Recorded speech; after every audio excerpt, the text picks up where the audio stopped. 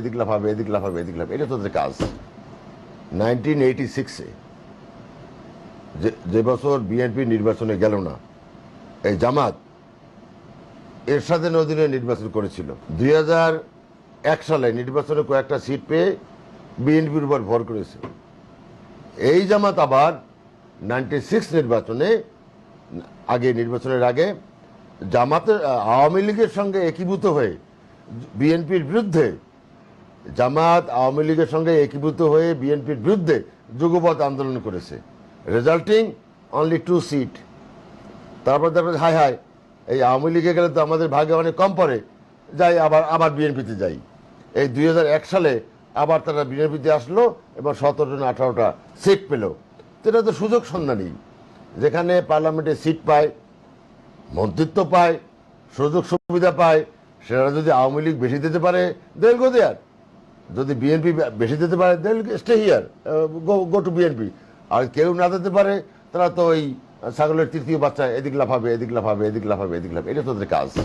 এটা শুধু জামাত নয়, ইসলামী ঐক্য জোট, ইসলামী মজলিস, নিজামী ইসলাম, আরো জন কি কি পার্টি আছে, ইসলামী পার্টি, এরা এদেশে সহজ ধর্মবিরু, কি হিন্দু কি মুসলমান কি বৌদ্ধ খ্রিস্টান, আমরা সকলেই ধর্মবিরু মানুষকে ব্যবহার করে ওয়াজ নসিহত করে।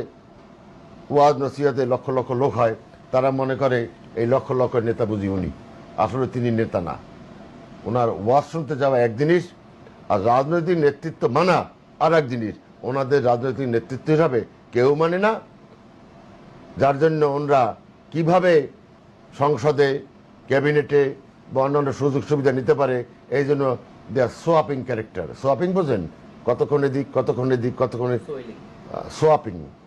বড় নদীতে টগর দেখবেন, যখন জোয়ার আসে টগরগুলি হুরুর করে উপরে ওঠে, আবার যখন ভাটা দেখবেন এই টগরগুলি সব নিচে বঙ্গোপসাগরে চলে যায়।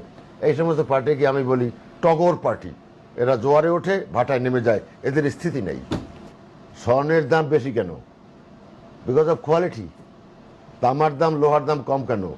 Because of inferior quality. আপনি যে বললেন না, একটা শক্তি যদি বাড়ে, সেই শক্তিমান লোক যদি থাকে ওয়েলকাম। সাথে সাথে শক্তিমানের পলিটিক্যাল ইডিওলজি, ফিলোসফি আমার বিএনপির সঙ্গে তো ম্যাচ করতে হবে। আমরা তো সুবিধাবাদীদের আমাদের দলে আনবো না, আর সেই শক্তি আমাদের কাম্য নয়। এখন মনে করেন শক্তি কতগুলি সোশ্যাল সিভিল সার্ভিস আছে, মনে করেন অ্যাসোসিয়েশন অফ ডক্টরস, ড্যাব আছে, আর যেন কি আছে, আপনাদের অ্যাসোসিয়েশন অফ জার্নালিজম আছে, তারও ভাগাভাগি আছে। এখন যদি জ্ঞানী গুণী জার্নালিস্টরা আমাদের সঙ্গে দল করতে চায় ওয়েলকাম। আর যদি জ্ঞানী গুণী ডক্টর, ইঞ্জিনিয়ার, আর্কিটেক্ট, প্রফেসর, কেমন বিজনেসম্যানরা যদি আসতে চায় ওয়েলকাম। তাদের কিন্তু মূল্য থাকতে হবে, শক্তি, তাদেরকে গ্রহণযোগ্যতা থাকতে হবে।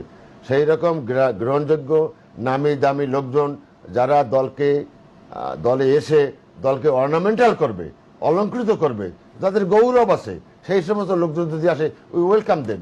যাদের গৌরব নাই, যারা অলঙ্কার নয়, যারা কদর্য, ঝুটা পার্টি, তারা দলকে এসে তো কদর্য করে, উই ডোন্ট নিড দেম। নগদেই পাওয়া যায় দেশের সেরা রিচার্জ অফার। দেশি নগদে বেশি লাভ।